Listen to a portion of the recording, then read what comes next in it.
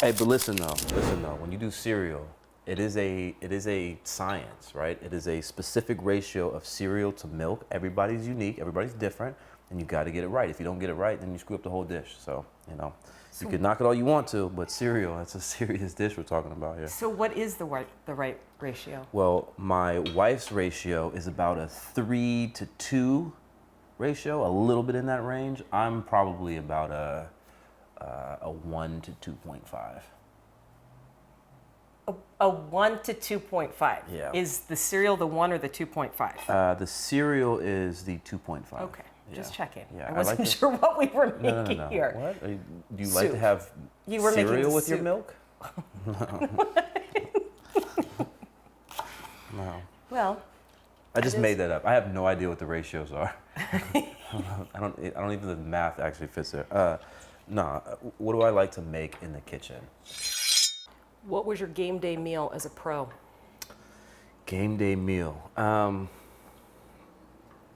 Well, the lie that I'm about to tell.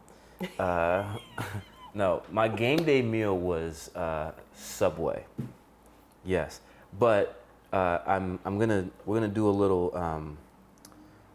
a disclaimer on that because Subway no longer give me free Subway.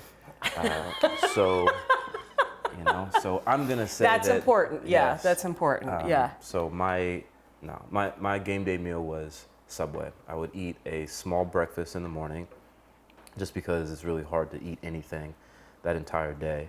And then right before we would get to the stadium, stop off at Subway, get a Subway sandwich, sweet onion chicken teriyaki, by the way.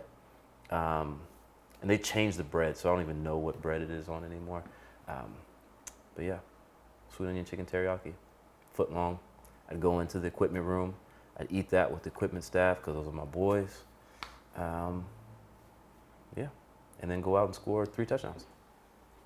Just like that. Yeah. It's special. It really is, right? Because 8 years in the NFL, there's only a handful of folks who even know what that experience is. Yeah.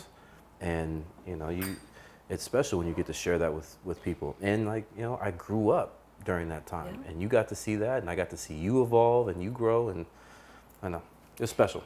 It is special. It is special when you get to be in that environment. And for as much as I'm in a locker room and I might joke about it, it really is special because you see the highs and the lows, and I might know behind the scenes what was happening. Yeah. All week too. Yeah, I mean, leading you up to kind a of game. saw, and so it means a lot because I do care, right? And I always tried to make sure that you guys knew I cared, whether you put up any stats that week or not, because it wasn't about that. We're human beings just trying to do the best that we can. That's right.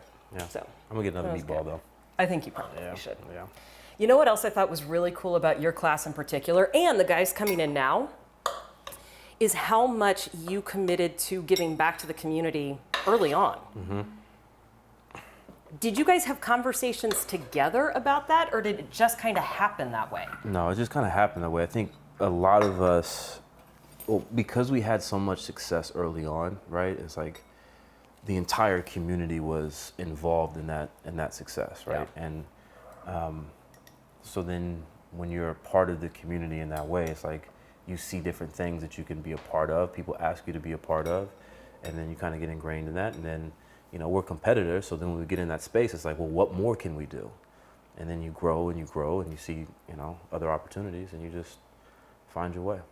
I think that's so cool. Because there was a time when I started where you would never, ever hear an athlete saying that they had dreams outside of football. Because if they did, it meant that they weren't focused. Yeah. Right? And I think your class has helped change the narrative of that, whether it's the work you're doing in the community or what you're doing in business. Because it's like, I always knew that you were smart, right? Like, I know my guys, but when you see success in other areas, whether it's real estate, investing, tech, like, it's just really cool that other people get to see that too. Yeah.